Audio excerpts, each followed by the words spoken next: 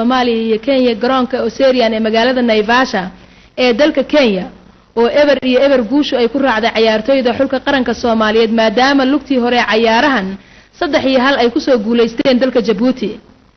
safiirka Soomaaliya u fadhiya dalka Kenya Maxamed Cali Americo isagu u fidiyay casho sharaftan ciyaartoyda Soomaaliyeed iyo wafdigii la socdayba.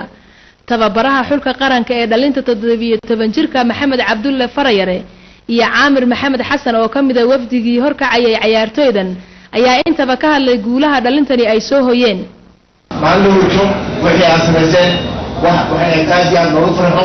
calanka Soomaaliyeed ayaa kor u qaadeen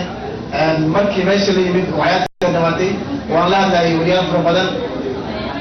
oo la hadlayay waxaan ku yiri mataqaana maanta waxay maalin taariikhi ah waa hornoo soo marin laakiin waxaan ilaahay ka baryaynaa in hadda cayaaraha dabana aad guuleystaan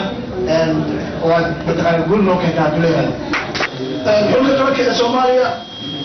marka la dhaayo waa macnaha waa xul ay ku leeyihiin ummadda Soomaaliyeed markaan ciyaartoyda caawartiina fadhidana halkaan ka soo bilaabna aan idin sheego bishii Agoosto ayaa koob iyo konton ciyaartoy oo laga soo kala magacaabay gobollada ay saamixayso inay ciyaartoy ka timaado iyo ilaa ay Puntland ilaa ay Shabeellaha Hoose ayaa macnaha xilka Soomaaliya ku dacto oo ku martaqaaday ka soo diyaargaroobaan tartankii Sakafa ee Suudaan lagu qabanayay koob iyo konton ciyaartoy ilaa ay maalin wax lagu diray wax laga dhimay caawa ragga hortiina fadhiya runtii guulihii sanadkan 2010 xulka qaranka ee Soomaaliya heerku doonaba ha ahaadee 4 kulan ayuu ciyaaray 3 ka laba kamid ugu badiyay waxna barbadhac u galay marna waa la dhigtay xafladan wanaagsan oo caawalka ka dhaxayso waxaa soo agaagsimay sida aad la socotaan safiirka Soomaaliya u fadhiya dalka Kenya mudane Maxamed Cali Americo oo qayb weyn ka qaatay guusha ay kooxda ka gaartay ciyaartii laga qaatay waddanka Kenya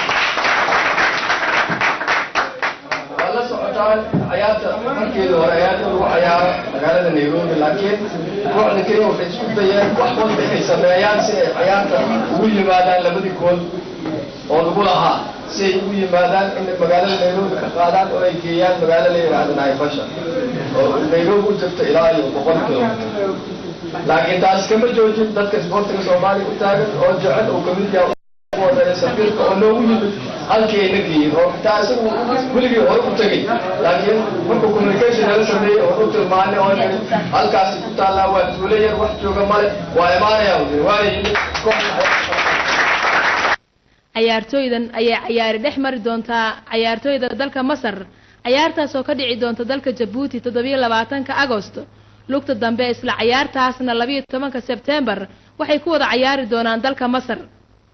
isreebreebka ciyaarahan dhalinta da'doodu ay ka hooseyso 17 jirka kooxaha soo baxa ayaa ka qayb gali doona ciyaaraha 17 jirka qaaradda Afrika ee ka dhici doona dalka Rwanda horaanta bisha Janaayo ee sanada 2011